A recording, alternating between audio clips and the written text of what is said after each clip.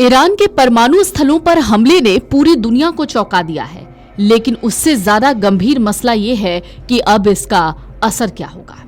भारतीय घरों में रसोई गैस के लिए इस्तेमाल होने वाले हर 3 में से 2 सिलेंडर पश्चिम एशिया से आते हैं। उद्योग जगत के अधिकारियों का कहना है कि अगर इस क्षेत्र में तनाव बढ़ता है और सप्लाई बाधित होती है तो सबसे पहले और सबसे ज्यादा राजनीतिक रूप से संवेदनशील झटका आम घरों को लगेगा। ईरान के परमाणु स्थलों पर अमेरिकी हमलों ने दुनिया के सबसे बड़े तेल उत्पादक क्षेत्र से आपूर्ति रुकने की आशंकाएं और बढ़ा दी हैं। ऐसी स्थितियों की तैयारी में भारतीय नीति निर्माताओं और उद्योग नेताओं ने यह माना है कि सभी ईंधनों का जोखिम एक जैसा नहीं है। पश्चिम एशिया में तनाव बढ़ने पर एलपीजी सबसे ज्यादा असुरक्षित है।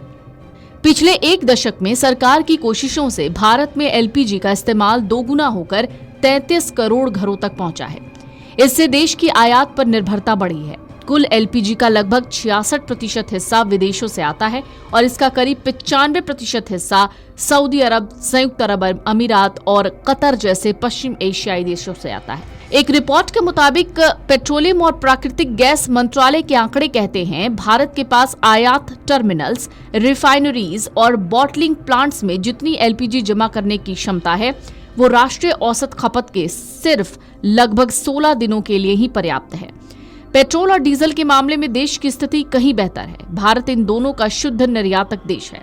यह अपनी घरेलू पेट्रोल खपत का लगभग 40% और डीजल खपत का करीब 30% हिस्सा निर्यात करता है।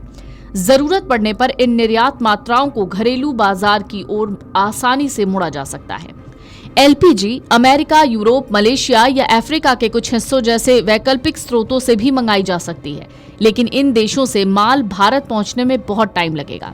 वहीं पाइप नेचुरल गैस यानी पीएनजी सिर्फ 1.5 करोड़ भारतीय घरों तक ही पहुंची है। इसलिए ये देश के 33 करोड़ एलपीजी कनेक्शंस के लिए व्यवहारिक विकल्प नहीं है। ज्यादातर जगहों पर सार्वजनिक वितरण प्रणाली से मिट्टी के तेल की सप्लाई बंद होने के बाद शहरों में अगर एलपीजी की कमी होती है तो बिजली से खाना बनाना ही एकमात्र व्यवहारिक विकल्प बचता है। कच्चे तेल के मामले में रिफाइनरीज, पाइपलाइंस, जहाजों और राष्ट्रीय रणनीतिक पेट्रोलियम स्टॉक में मौजूद स्टॉक रिफाइनरीज के संचालन को लगभग 25 दिनों तक चला सकते हैं। इजराइल ईरान तनाव के बीच भी रिफाइनरीज जमाखोरी करने या घबराकर ज्यादा खरीदारी करने से बच रही हैं। उन्हें विश्वास है आपूर्ति श्रृंखला के रुकने की संभावना कम है। अधिकारी ये भी उम्मीद करते हैं कि कच्चे तेल की कीमतों में कोई भी उछाल ज्यादा दिन नहीं टिकेगा, क्योंकि वैश्विक बाजार की स्थितियां अभी भी कीमतों के नरम रहने के पक्ष में हैं। अधिकारी कहते हैं तेल की ऊंची कीमतें थोड़े समय के लिए रिफाइनरीज के मुनाफे पर असर डाल सकती हैं, लेकिन पेट्रोल और डीजल की खुदरा कीमतों में बदलाव होने की संभावना नहीं है।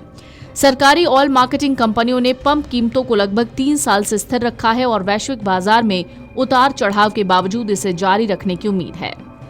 Video desk amarujala.com। अगर आप ये वीडियो YouTube पर देख रहे हैं तो हमारे चैनल को सब्सक्राइब कर बेल आइकन दबाएं और Facebook पर देख रहे हैं तो हमारे पेज को लाइक करें।